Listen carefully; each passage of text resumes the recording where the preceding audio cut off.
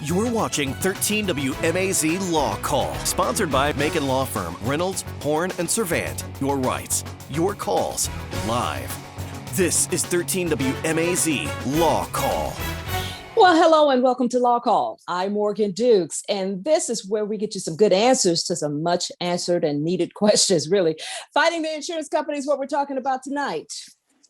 Fighting the insurance company is a fight you don't want to have unless you have some good attorneys fighting for you. And that's exactly who we have with us. So let's welcome Carl Reynolds of Reynolds, Horn, and Servant. Hey, Carl. Hey, Morgan. I'm glad to be here. I hope you're doing well.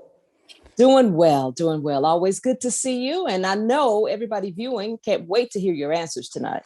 Well, you know, dealing with insurance questions in what might seem like simple fact scenarios really is kind of complex and vitally important that you start on the right foot in how you make contact. Here tonight to answer most of the questions is Wendell Horn. He does a lot of this in our office. He covers many of the technical issues involved with insurance companies, and he will be helping with me tonight, and we'll hopefully get all these questions answered. I'm sure we will. And Carl's absolutely right. It's very seldom one call and that's all. Every case is fraught with many technicalities. All right then, Wendell. Well, welcome back. It's good to have you both. And before we get started, I'm quite curious. How many years of experience sits at the table right now between the two of you? How many years of experience? A lot longer than you are old, I can tell you that. Wendell's pretty long in the tooth. People ask me all the time if he's my father. And I just say no comment. No comment. That's right. I got a lot more experience than Carl's got. Right. Okay. Well, let's take some of this experience and pass it out tonight because we do have some good email questions and I'm sure everyone can't wait to hear your answer. Let's get to David's question. David has a question that says, my father was in a wreck back in June of 2019. And since then, his insurance adjuster has been in regular contact with him and some of his bills has been paid, but some have not. Now the adjuster has stopped returning his calls.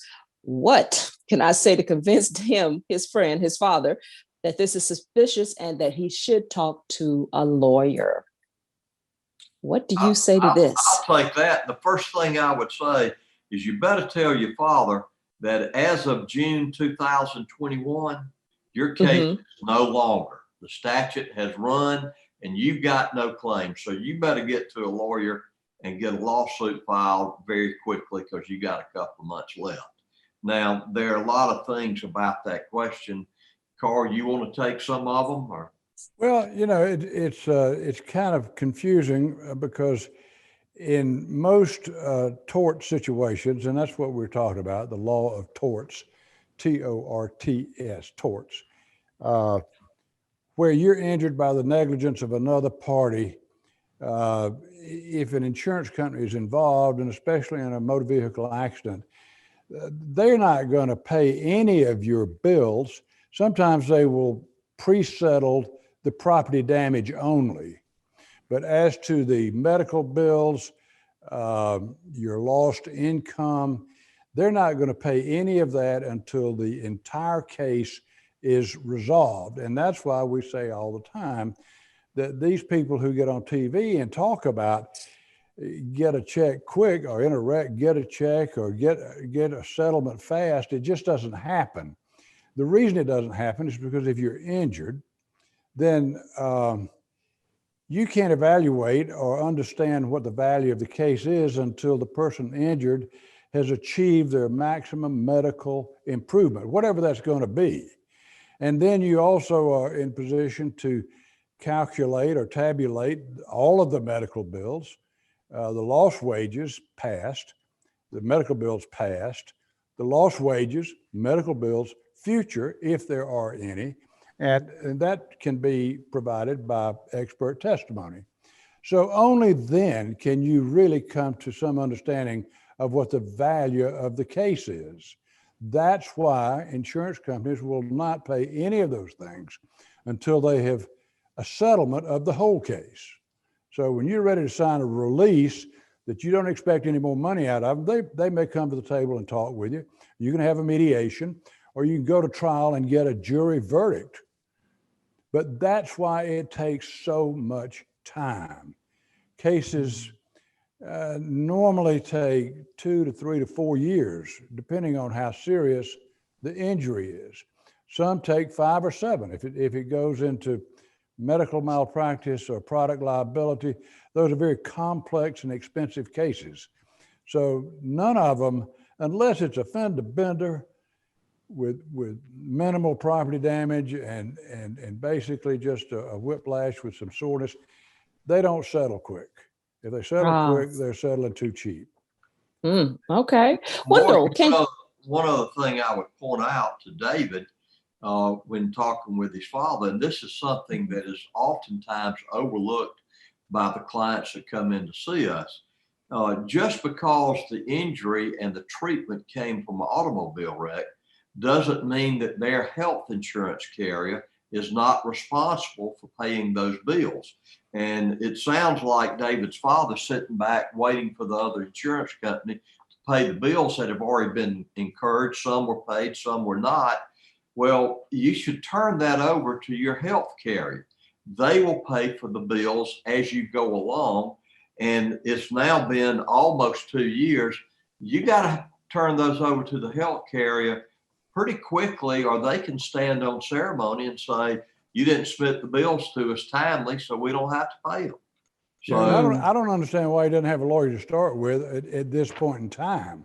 But certainly he can file a complaint with the insurance commissioner.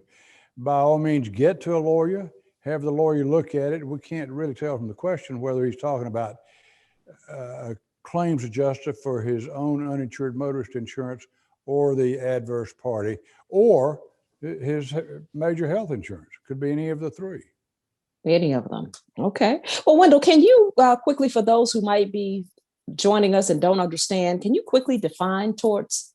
Can you give us an answer for that? I'm going to defer that. That's one of Carl's terms. I'm going to defer that term tort to Carl.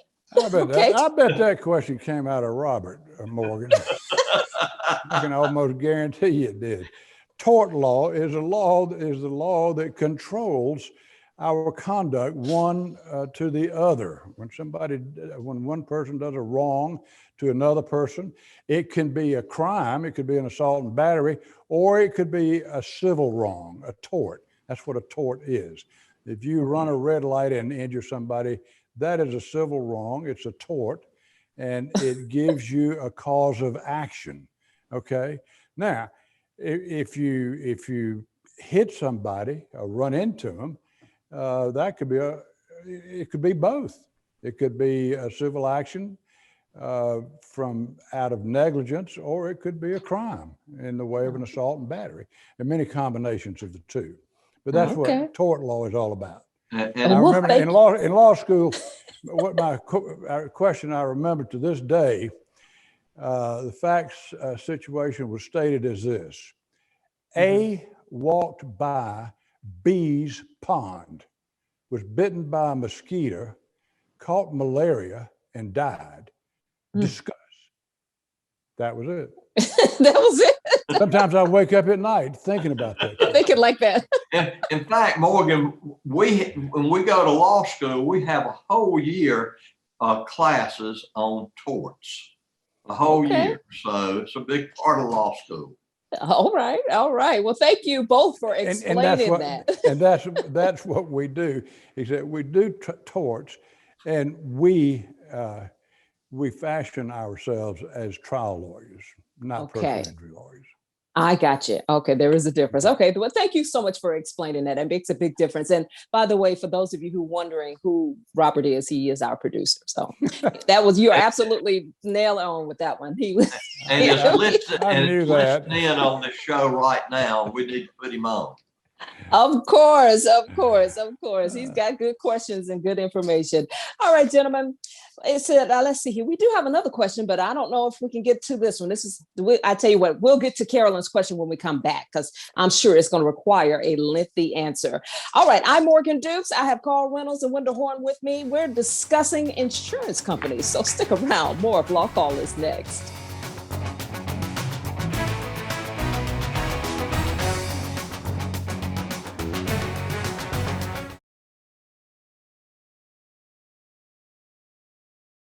You're watching Law Call on 13 WMAZ with personal injury attorney Carl Reynolds, who has recovered more than $500 million for his clients, dedicated to helping injured Georgians for more than 50 years, plus support from his Macon law firm of Reynolds, Horn, and Servant, including attorney Wendell Horn, focused on protecting the rights of car and truck wreck victims across the state, and attorney B.J. Servant, aggressively representing those injured by medical malpractice, hosted by award-winning broadcaster Morgan Dukes, featuring guests from across Middle Georgia.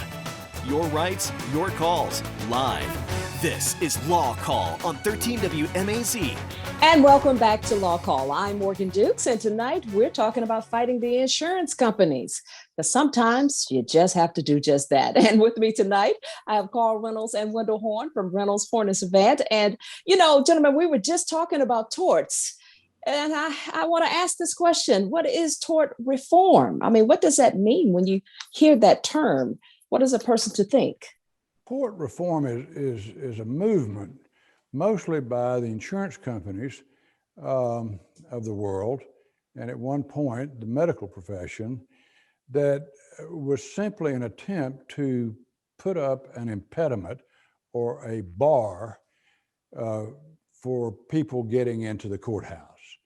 In medical malpractice, for instance, when we started, a medical malpractice case might run, and it costs to prosecute it, $12,000, $15,000, $18,000. Now, on the average, it would run $40,000 to $50,000. Tort reform is where the lobbyists for the insurance companies get with the legislators and try to get them to put, say, a cap on non-economic damages, to say that all lives are worth no more than $250,000 or $500,000, and that a jury can't award more than that. Well, what if, life is worth more than that? My goodness, George Floyd, they just awarded $27 million for the loss of his life. A jury will make an award, and there's always a safeguard. A judge can write that down if he wants to. But tort reform is an effort to restrict the people's right to recover fair damages from a jury of their peers. That's basically what it is. Wendell, you want to weigh in that? You're much more in touch with the legislature than I am. Morgan, we fight this year in and year out with the legislature. They keep the insurance company, big business keeps coming back year in and year out, adding more and more restrictions to the rights of individuals, people's rights to the courts. And, so far we've been able to keep them at bay, but it's an ongoing fight. And that's something that trial lawyers that represent injured parties like we do are constantly fighting and joining together with each other to fight these legislative bills. We had one bill sometime back, I think it was in 2005, where they actually did put an economic cap on damages. I think it was $500,000, and it went up to the Supreme Court. The Supreme Court shot it down as unconstitutional. There was another that went up that said there can be no malpractice in an emergency room setting unless there is gross negligence. That even if slight care is rendered, even if it's the wrong care, it's not a cause of action for the person who is malpracticed. That is still on the books. Initially, they let the court decide that question. Now it generally goes to the jury on those issues, and it has lightened up a little bit. But tort reform is an attempt to legislate around in a way to keep people from being able to have access to the courts and to jury trials. Okay. All right. Well, thank you so much for explaining that to us. Now we know. Carolyn sent us a question, and I think this is going to be really, really interesting. Carolyn's question is, I was in an accident And it's stated on the police report that the other driver didn't realize that there was an inbound, outbound lane, and that's why she crashed into me. Now, the other driver's insurance is saying that because she had the bigger vehicle, I should have been able to see her and avoid the accident. Now, I've never heard of anything so crazy. So now I'm hurt, my car is all messed up, and I've got nothing. Help Carolyn, somebody. Carolyn needs some help. So how can we help her? Well, we always say, go see a lawyer. This is a crazy situation. It's pretty clear that the other driver was at fault, was careless in driving their vehicle, and Carolyn did nothing wrong, and she should be able to recover regardless of what the other driver's insurance company says. Of course, they're going to say we don't know anything. We hear that day in and day out, but that's not something that we have to pay attention to. There is a doctrine called avoidance, last clear chance, that they may be standing on, but I don't think it applies to this situation. Carl, Okay. you have anything to add? No, I don't think so. I wasn't sure about that inbound, outbound lane. And in my mind, I was thinking turn lane, where you have a lane in the middle of, say, 4 lanes that you can turn either left or right. And you have to be careful about when you get in that lane to make your move. But I wasn't clear on what her facts were. Oh, that's something we have to research. We got to look that one up, the inbound, outbound lane. So we'll be clear on it. The real point is, just because the adverse driver's insurance company has denied the claim doesn't mean you don't have a claim. Uh-huh. All right. Well, Some, thank you for pointing some insurance companies are much more aggressive. Their frontline adjusters are not as well trained, and they basically are given marching orders to deny, or cut down. And those are the ones where you always wind up having to file a lawsuit. It kind of goes back with the old adage that, a lot of towns are too small for one lawyer, but they'll support 2 lawyers, because with 2 lawyers, there's a lot of litigation sponsored. These adjusters that are on the front line, who actually don't have the training they should, are responsible for generating a lot of litigation that shouldn't have to be filed. Okay. All right. Carl Reynolds, everybody, and Wendell Horn from Reynolds Horn in Savannah, answering our questions tonight about taking on the insurance companies. When we come back, we're going to listen to more emails, and they're going to give us more good advice. I'm Morgan Dukes, and this is LawCall.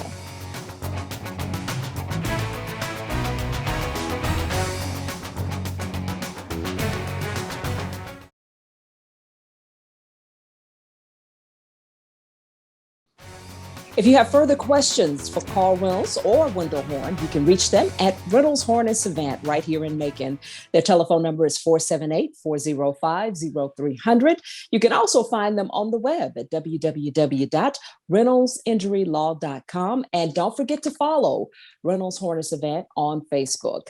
I'm Morgan Dukes, and both of these wonderful attorneys are with us tonight to answer your questions. And we do have more email questions, gentlemen, so let's get back to it. Kara has a question for us that involves a wreck. She says, I was in a wreck and the other driver's insurance company called and left a message about getting a recorded statement about what happened. Should I give them a question, or should I give them an answer or a response to this question? I think that is such a popular question, because a lot of people want to know. You got to be careful of what you say. So should I actually give this insurance company some information? It's a good question. It's a good question, and the answer is somewhat convoluted. Okay, if it's a very minor accident and you don't see the need, or you're not going to go to a lawyer, you want to call the adjuster and attempt to negotiate the matter yourself, they may not do that unless you give them a recorded statement. However, if it's a case that that you're going to see a lawyer about, or that you should see a lawyer about, I can tell you that your lawyer is going to tell you that you will not give a statement to the adverse insurance company. That just won't happen. Now, if it's your uninsured motorist insurance carrier, they have a right to take a statement, but you also have the right to have your lawyer present when you give that statement. So depending on what the circumstances are, you should or shouldn't, but as a general rule, I would say no, don't give them a statement. You talk to some have a separate adjuster to do the property damage part of the claim. Talk to them about the value of your car and work out something, that's okay. But to give a recorded statement about the facts, the adjuster will have been trained on how to take the recorded statements, and they're going to ask questions that will at least leave your position in question at best. So I would say no. What do you say, Wendell? I agree with what Carl said. And, we have clients come in all the time that once we put the insurance company on notice, the first question they have is, can I take your client's recorded statement? And our standard response is, sure, let's set up your driver's statement and our driver's statement. We'll do them at the same time. I've never had one take us up on that. They draw the line at that point when it's put back on them. Of course. So we don't tell them no. We said, let's do it all at one time. And that they tell us. And let me hastily add, Morgan, let me hastily add, we're not saying these are bad people or they're trying to do something underhanded. They are working for companies and that's that company policy, and they're in business to make money and to settle and to resolve claims and investigate claims, and they're just doing what they're paid to do. Okay. I'm going to take issue with what Carl just said. They are bad people. Why? Okay. Well, thank you for clearing all of that up for us. Okay. Well, let's get to Kelvin's question real quick, and maybe we can get a quick answer here. I was in a car accident exactly 1 year ago, and the case just recently settled for $25,000. But I've been out of work since the wreck and did an estimate on how much I would have made, and it came out to more than that. Are my lost wages separate from my settlement? That's a good question. So we're short on time. So what's a quick answer to that? If he settled it for $25,000, it doesn't make any difference what additional damages he's had. That is what we call finis. It's over and done with. He has settled his case. He has no more case. Doesn't matter what he might have gotten. That's see a lawyer. Okay, so that's why it's important. Comes back around to he should have gone to a lawyer to start with.